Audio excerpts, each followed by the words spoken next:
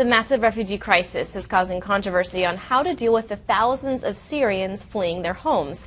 As we've reported this morning, in Jordan, Ben Carson has become the first of the 2016 candidates to visit a Syrian refugee camp in part of his surprise trip to Jordan. So how will this change the presidential field? Emily Schultes is a political reporter for the National Journal, and she joins me now. Emily, thank you so much. Absolutely, great to be here. So I want to start focusing on Ben Carson because we see, although he didn't necessarily have reporters following him, we are seeing pictures on Twitter, very personal photographs of him meeting with refugees. He's been open about the fact he doesn't have a strong foreign policy resume. Will this bolster him? What type of impact will it have? Well, it's certainly a step in the right direction, and it's a tried and true presidential campaign tactic to go get some international experience, particularly on a topic that is so in the news right now. And so yeah, I think it's something that seeing those photos and seeing the things that he's saying coming out of it, that's certainly a step in the right direction. And we take a look at all of the candidates on the GOP field. How has the Syrian refugee crisis played into their narrative? Do we see really big differences between the candidates on this issue?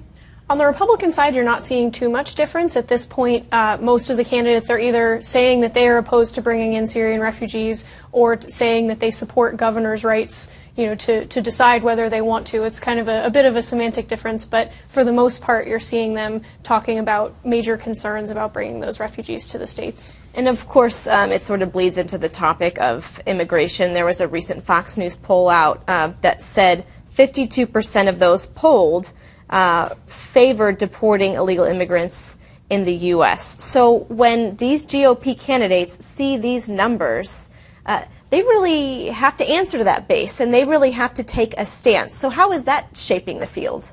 Well, it's something, as you say, immigration as a whole has been a major issue among Republican candidates and Democratic candidates for the whole race thus far. And so this is, terrorism is a bit of a different, it's kind of an offshoot of that topic, but it does play into the question of who's here and who we can bring here and when they can come and what kind of safeguards are in place. So how do candidates differentiate themselves at this point?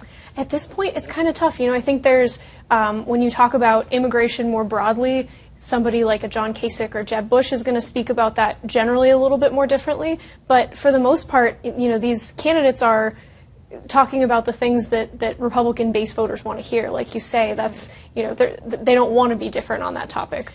Is that one way of saying that we're probably going to be hearing a different narrative when it comes to the general election as opposed to them focusing very much on the primary voters? I would suspect so. I think, a lot of it depends on what happens between now and the general election, but when you look at the overall electorate for next fall, you're going to see some different opinions than just the Republican primary. Will we also see perhaps more candidates making moves like the one that Ben Carson just did? I would guess so. It's particularly this year, going up against most likely a former Secretary of State on the Democratic side, Republican candidates really need to prove that they are able to step up on the foreign policy stage. And so, for candidates who haven't done that in the past, a foreign trip is a really great way to start. Right. Very interesting.